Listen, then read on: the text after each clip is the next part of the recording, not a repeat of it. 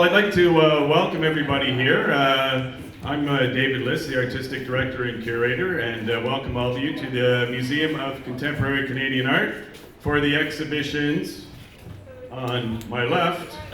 This is Paradise, Place as a State of Mind, the Cameron Public House and 1980s Toronto.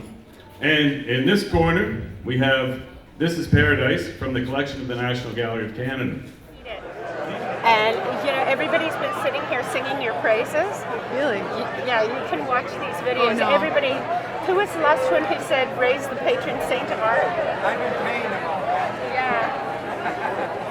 But do I need to, okay, you have to say your name. Rae Johnson? And that you hereby give your permission for us to use this footage. Do you have my permission to use this footage? And tell me, what does it feel like to see this group tonight here to celebrate this work? Wow. It's a bit surreal because You've been working on it for so long. So what was the hardest thing about putting this show together?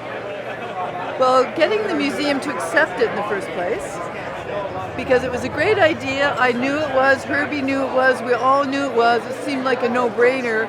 Taking the idea that yes, a show about the Cameron and the early days on Queen West should happen, but trying to kind of find a way to get the museum to accept the show. So came at it from different angles, sort of the social angle, of course the art angle, and also the gentrification issue, because right now the young artists are going through something very similar to what we did. The rents are going up again. West Queen West which was just totally Scudsville, is now going up, and the kids are moving around. And my fear is that we're running out of places for art to happen. Like, you have to have a place for art to happen.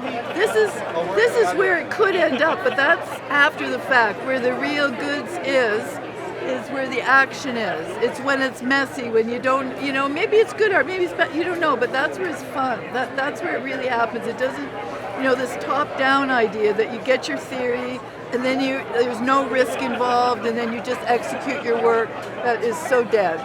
Whereas the artists, us guys, our friends, that's the thing. This show is not just about the artists in here, it's about the thousands of people that, it takes to create a community dialogue, and we didn't always agree artistically. Well, one of the significant things that people have been saying about the show, which I really think is important, is the collaboration, the camaraderie, no backstabbing,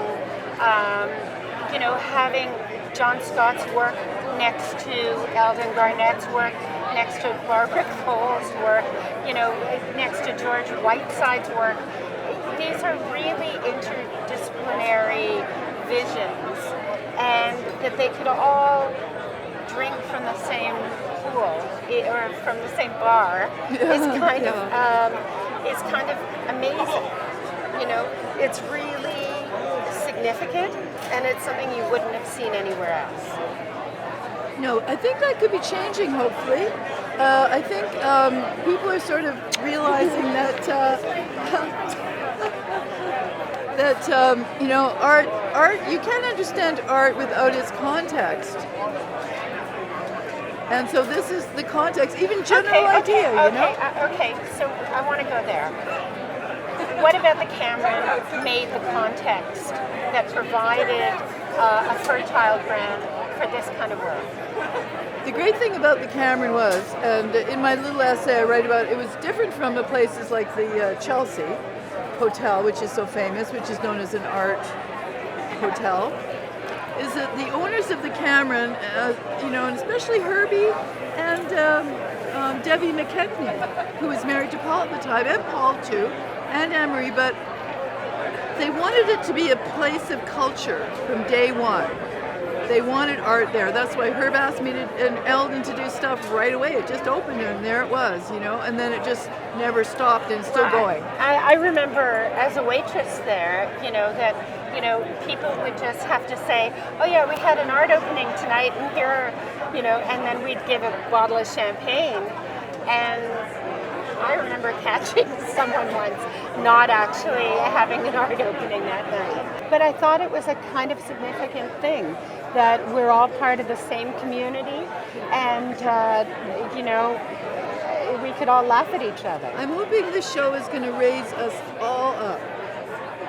So we all deserve recognition. And this is our history. And I don't know. I did make an announcement earlier. I've left out sheets. If people want to be on our map, I'll leave them around, and they can fill it out if they want. Because I want to trace the migration.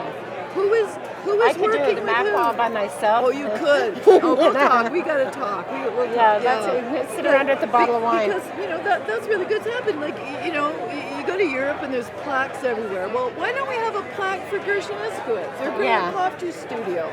Yeah. And so this map is Gordon going to have Rayner. those places. And our studios, and our rehearsal halls, and the QTV, and QTV. Well, we're going to put it on the map. It'll definitely be on the map. Oh, yes. Paper door. Paper door. We're gathering all that information. I think it'll be fascinating. I just want to stand around, right? Like, I want to stand and utter the names of the people that I see that are here right now. Like, because I could do a roll call right now, It's pretty amazing, isn't it? Pretty amazing. Okay, I think that's... Is that good? And where do you know Paul from? Paul, I knew casually from just running into him in all of the same places. And the thing about Queen West at that time is it was completely dead, except for all these weird, creative, unusual, bohemian type folks. Yeah, you'd go to You Barney's. go to Barney's, you in the go to morning. booze cans, you go to parties, wherever you see the same people, you chat. Paul bit. We went out to Parkdale, looked at a warehouse, decided that wasn't quite it.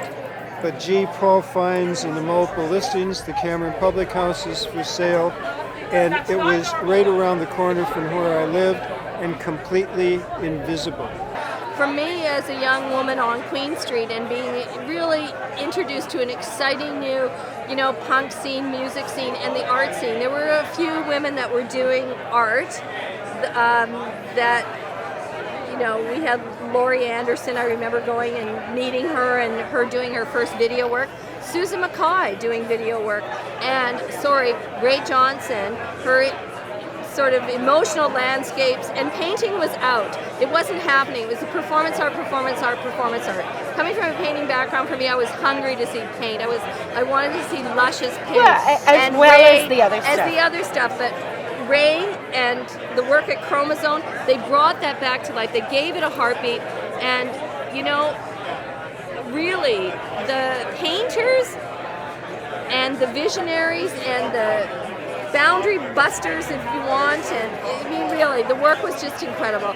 To have it celebrated here tonight at the MoMA is just Mocha. Sorry, wrong city. I love New York. You can edit that. Terrible. Anyway, to have this just all be, Acknowledged. Acknowledged and unvaulted. It's incredible. Ideally, it's exposure, really. I think the biggest problem, and again, Rae pointed out in her speech, is there's not enough information provided to the young people about what has taken place in our own cultural history.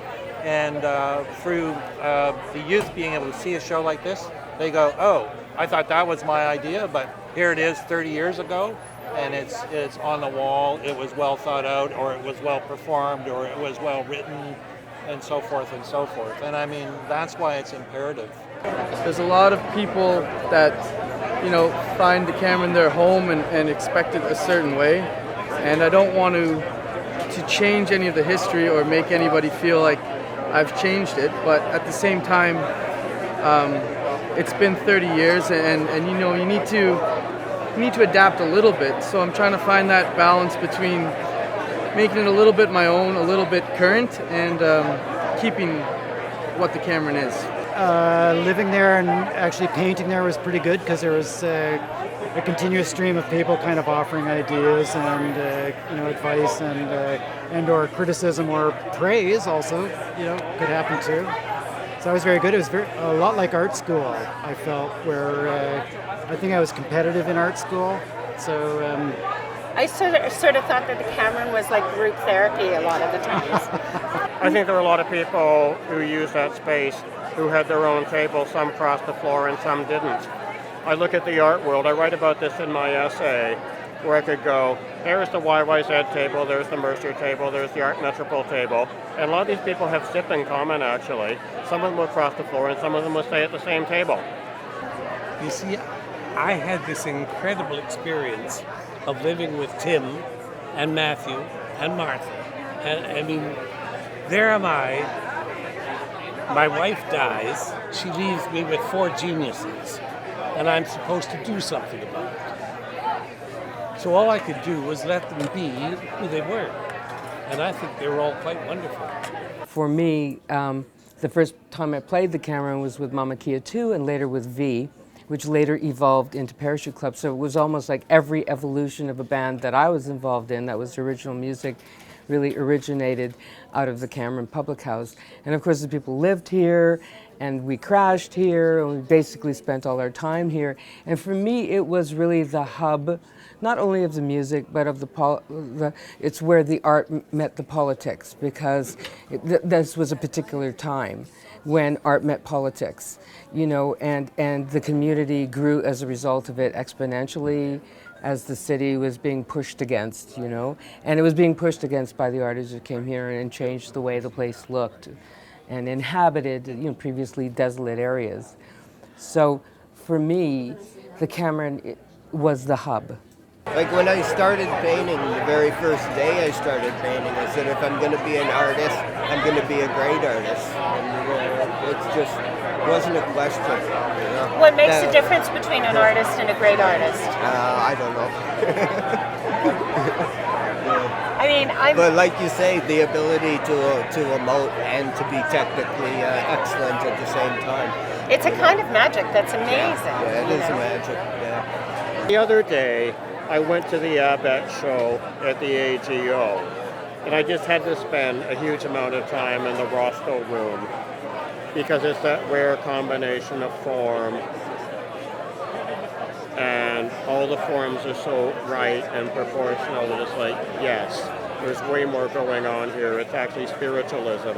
And I'm notorious for thinking that the spiritual realm exists that cannot be expressed verbally, because verbal language to me is so mechanical and about avoiding emotion.